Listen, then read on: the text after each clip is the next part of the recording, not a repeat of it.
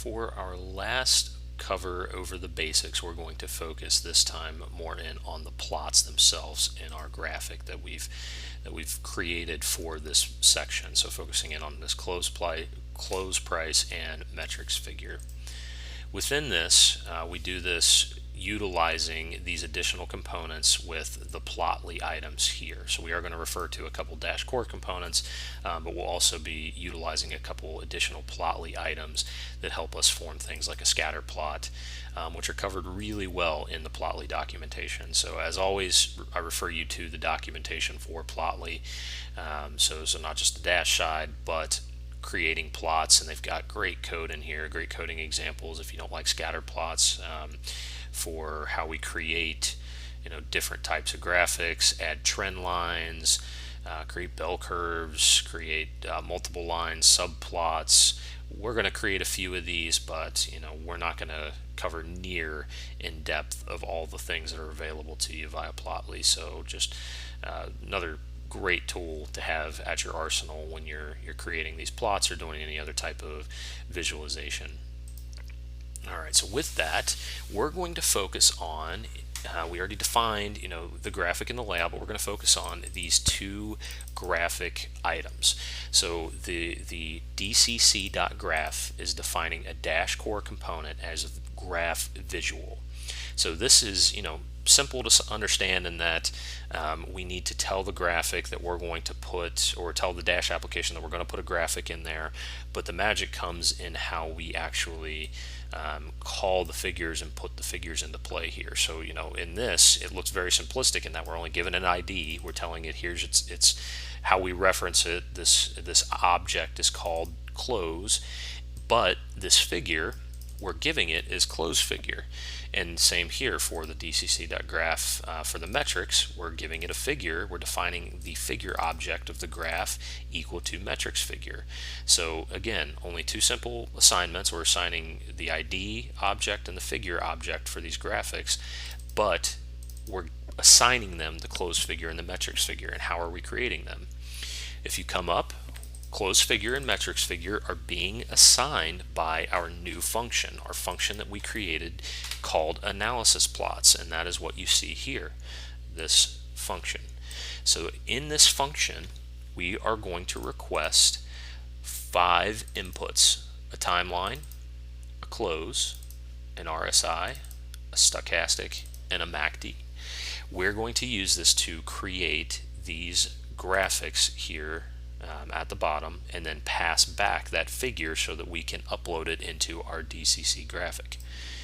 So in here, we're going to call our analysis plots, and we're going to pass it our buy analysis. So here, where we created our buy analysis by running our momentum strategy, and we're going to pass it our date column, our close, our RSI 14, our %K, and our MACD.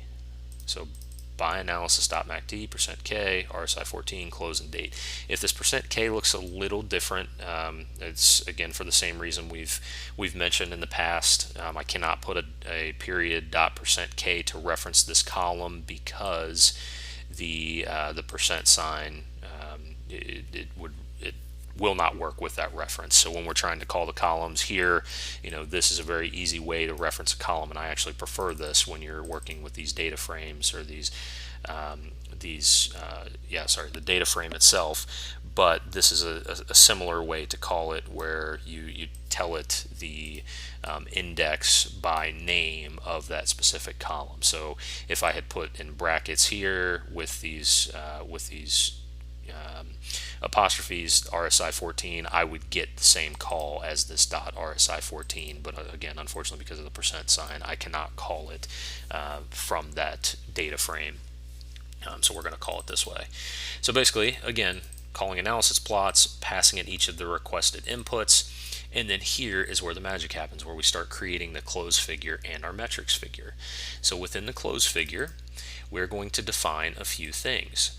So with this, there are ways we're going to show you you can make a subplot. So with the close fig, we're only passing it one piece of information, and it's all on the same scale. You're only passing it the close price, and it's all on a scale based upon what the price was of the security. So there's no need to have a secondary output like we do down here. There's no need to have a secondary output. It's all defined already by the close price. Here, we're going to actually add the trace and tell it what type of graphic we actually want. And this is where we're going to reference our Plotly graph objects. So this go.scatter, which I've shown you a little bit here, is going to define our line as a scatter plot with a line. We're going to define the x-axis as our timeline, so as our byAnalysis.date from our data frame. We're going to define our y-axis values as our close. So close is being assigned as byAnalysis.closePrice from our byAnalysis here out of our momentum strategy. We're going to tell it again, we want it to be basically a line graph, and then we're going to name it. We're going to give it a name of close price, just as a styling preference, and giving it that last assignment. Here we're going to add in a couple style choices. Again, these aren't necessarily critical to this. I added these in just to kind of showcase a couple additional items in case you wanted to see ways to size the graphic. So you can auto size the graphic to yours, or you can give it a width, height, give it a background color, give it a font color. So what color text do you want in there? And you may hate mine. You can change that. Just find the hex code and replace here and here, depending on what you want to do. This is an example of things you can do with these Plotly graphics. So, with the x-axis, I like the range slider. So being able to add this range slider to it so you can key in on certain sections. So this, we've got a year's worth of data. Maybe I want to look at September, and I want to zoom in. So these are, very helpful tools that are available to you. So I like activating some of them, and the range slider's one.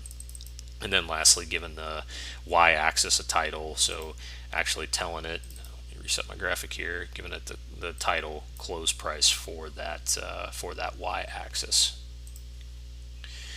All right, coming down here, we're going to create another figure in this same function, and except this is going to be our metrics figure. So in this, we are actually going to look at this because we want to have a secondary axis. So our RSI and our stochastics are calculated on a 0 to 100 scale, but the MACD is going to be on a lot smaller scale. I don't remember off the top of my head exactly what those are between, but you can see here that our MACD is running, somewhere south of 2, so negative. And I apologize, this is our %K value. Our MACD is here in the green, so it's running on a, all the way down here it hits negative 3.4, but up here, at its max, it's hitting 4.7. So you can see the scale would look, if we had tried to put these on the same axis, this MACD would disappear in the data here. So when we create our subplot, this allows us to define a secondary y-axis here, where we can actually plot a different value so that we can, get these visualizations on the same level. So we're utilizing the standard axis, the first axis, as the RSI and the stochastics. So you can see here that the only one we have on the secondary is our MACD value. So within this, we're making a subplot, another subplot for our metrics fig, defining a scatter plot to go onto this as our RSI, very similar to what we did up here, assigning the timeline as the x-axis, RSI is the y, defining it as a line, and then naming the data set RSI. Adding another scatter plot to it for our stochastics, and naming the data %K. Adding another figure as our MACD, and naming the data itself, the data set MACD. So this is, when you've got multiple, it's handy. Here you don't care because there's only one, but here you've got 3 different ones, and this is where that assignment comes in handy, showing you RSI, MACD, and %K.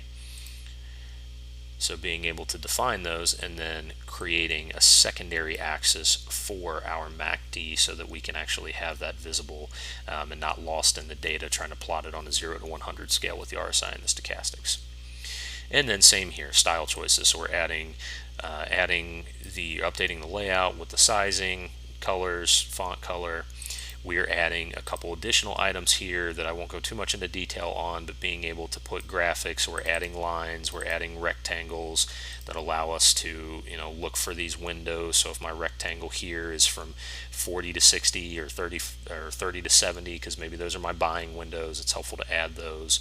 And then also adding these horizontal lines that help you visualize things as well. So if I want to see any time it's over a 70, you could add that horizontal line in, at a 70. So on these, we've got it at a 50 and a 0. We could have made this 70 and, had it fully opaque and made it red so that it was stood out super well. But it's pretty easy to see what we're creating and, some of the power behind some of these Plotly items.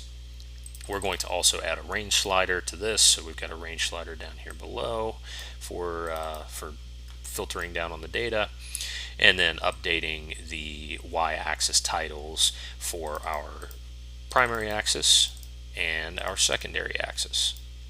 And then lastly, returning in order our close figure and our metrics figure and assigning those to our two values. After these are assigned, this is where we come down to our graphic and we tell our DCC.graph that the figure to reference when you create it is the closed figure for our first and the metrics figure for our second.